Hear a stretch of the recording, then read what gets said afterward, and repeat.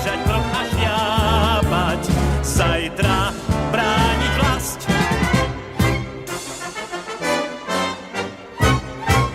Vojak nikdy nemá to ľahké, najmä prvých 700 dní. Czechoslovakia was founded on October 28, 1918, following the dissolution of the Austrian-Hungarian Empire after World War I. It emerged as an independent and democratic state, but would later fall to communism on February 25, 1948, after a coup. Comprising the Czech and Slovak regions, the creation of Czechoslovakia had a significant impact on its military, as it established a unified armed force that incorporated both Czech and Slovak elements. This military integration aimed to strengthen the new nation's defense capabilities and foster a sense of national unity, although challenges arose in maintaining cohesion, especially during periods of political tension and ultimately leading to the country's dissolution in 1992. Since Czechoslovakia, also known as the CSSR, was a satellite state of the USSR, their military gear was heavily influenced by the USSR and Warsaw Pact trends in the area. For example, their rain camo, also known as Yality, needles, or oblaki, or clouds in Czech, was almost a direct copy of the Polish rain camo known as WZ58, Desztyk, or drizzle/raindrop in Polish. Poland adopted their rain camo in 1958, and the CSSR would follow in 1963. Rain camo is mostly seen as an East German camo, with their strict tarn variation coming in 1965, but was used by several Warsaw Pact countries such as Bulgaria, Poland, and Czechoslovakia. Rain camo has roots dating back to World War II. During World War II, Germany experimented with several camo patterns that would later be adopted as early camouflages of many nations in the USSR. Rain camo was no different. It was inspired by German Swintermuster and Suffmuster. So what makes Czech rain camo so special? Well, under the camo pattern is a hidden pattern that can barely be seen with the naked eye. Let's turn the M60 Parka inside out. This secret camo pattern is an early attempt at defeating Gen 1 night vision. The pattern looks nothing like the rain camo. It features a comb pattern and dots, which were also found in late World War II German camo known as Liebermuster, which would later be adopted by the Swiss military as TAS 57, or also known colloquially as Alpenflage. This innovation in camouflage technology in the 1960s by Czechoslovakia was way ahead of its time in effectiveness. Now to think that it wouldn't be until the late 1980s when the US trialed their own night vision camo is really intriguing. The US trialed their Desert Night camo in the late 80s and saw some limited use during the first Gulf War. The Czech rain camo saw service in 1963 to the mid-80s. My parka was made in 1981 and still is water resistant, with water still beating off 43 years after it was treated.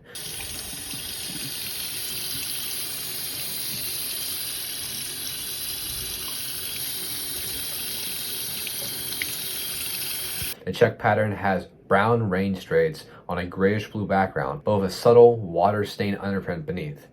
Throughout its production, the Camo Parka saw multiple different shade changes ranging from dark gray to almost blue light gray. My parka is in the middle, being more light than dark.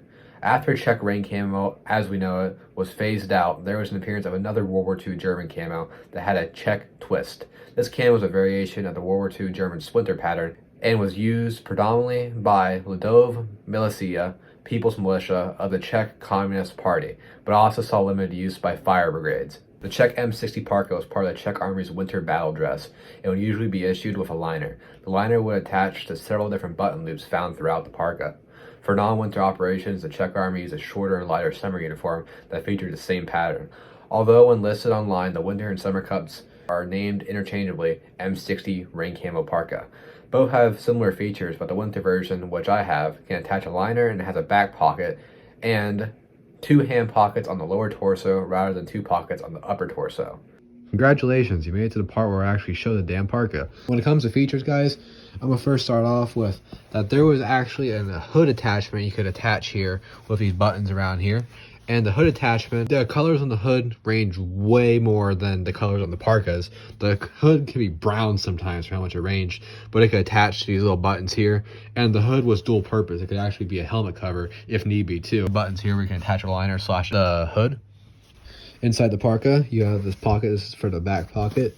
And the interior pockets, as you guys can see, the pockets are actually on the outside instead of having like a little pocket like this in the back pocket. The interior camo pattern that you can't see on the outside is actually really cool in real life. It's like purple here and like white, and like blue and green, and it's really cool. And when I was editing, I actually noticed that it looks like there's like a skull. Like if you look like here, like look at this, it kind of looks like a skull. You have two eyes here and a little mouth. I thought it kind of looked like a skull. I thought that was kind of cool. But man, just look at that pattern. That is super cool. So yeah, with features, you have these two front pockets here.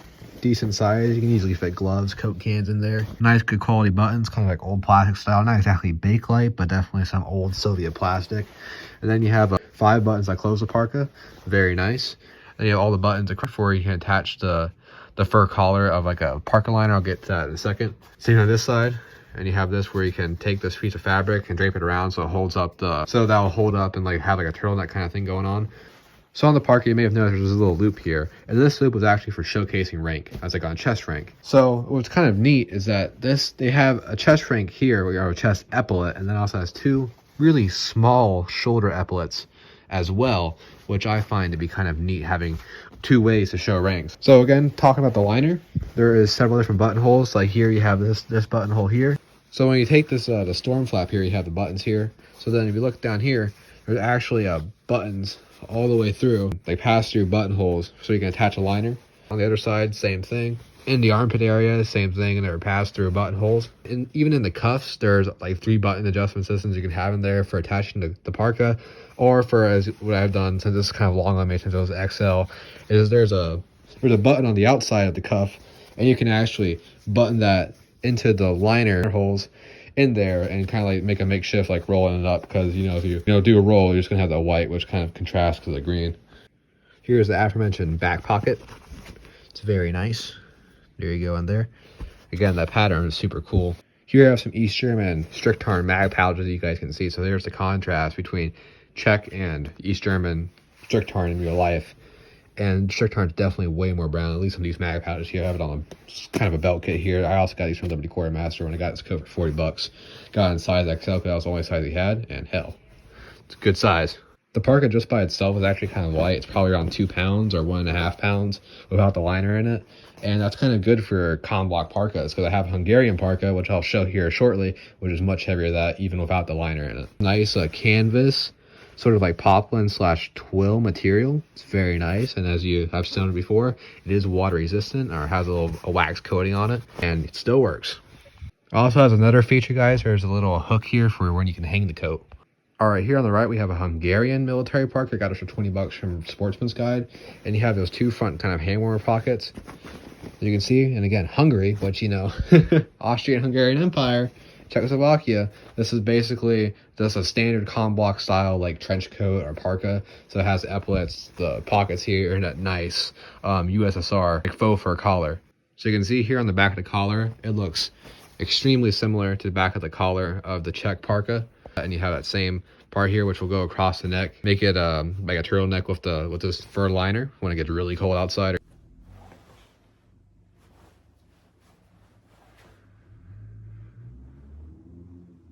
So throughout the USSR, many different states had their own parkas, but a lot of them kind of look similar to this Hungarian parka, with that big fur collar, like I stated before, and the liner that can be attached. This one actually has belt loops over here, which gives like a more uniform fit.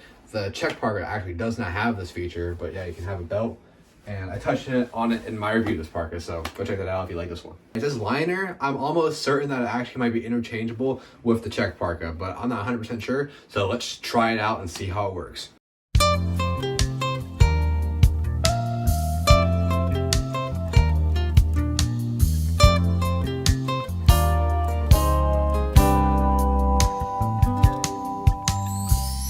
It's pretty jank right now, but let's see if it actually works. So you could probably just run this liner even without this buttoned, and it would still be good. So yeah, let's here's the Hungarian parka liner. All right, now I'm gonna button the coat up. All right, guys, now I have it buttoned up, and I basically look just like that diagram. I'm gonna put my hands in these pockets because I got no military regulation right now to follow. Hell yeah, I got my hand in my pockets now, but yeah, I think it probably looks just fine with the liner. I guess if you're in the Warsaw Pact, theoretical World War III, and you're fighting off those technologically advanced NATO members, you need to change out your fucking decades-old parka liner with your buddies. I mean, fuck it, probably could work. But yeah, when it comes to my actual review of this this jacket or this parka, even without this liner, it is pretty good. It stops the wind pretty well, especially with the polymer material and like the waxing. It's really nice to stop the wind, and really good just for like mild cold weather. Like I've used this down to about 20 degrees and it's been just fine. But I usually like wear like a French CCE sweater with it, and I just kind of like turtlenecks anyways in the winter just because the wind blowing my neck. Especially living out in the Midwest, just it's good to have your neck covered. When it comes to this pattern, like wearing it out, I guess like in public, I mean, it gets people's attention, but it's not like that up front. It's not like wearing Alpenflotters, it's like bright red and crazy. From a distance, it just looks like a nice gray coat. And I mean, the length of it is pretty nice. You know, standard parka length, you know, kind of runs up to my knees like a nice coat would. And for blocking like rain, wind, and snow, that's just perfect. So I mean, overall, I mean, it's a good coat, and you should probably get one while they're still in the market at the price they are now before they go up and skyrocket. I mean, my Hungarian Parka, $20. And, you know, probably in like, I don't know, 10 years, it get rarer and rarer, probably be upwards of $60. So, you know, get it while you can. And yeah, thank you guys for watching, and goodbye.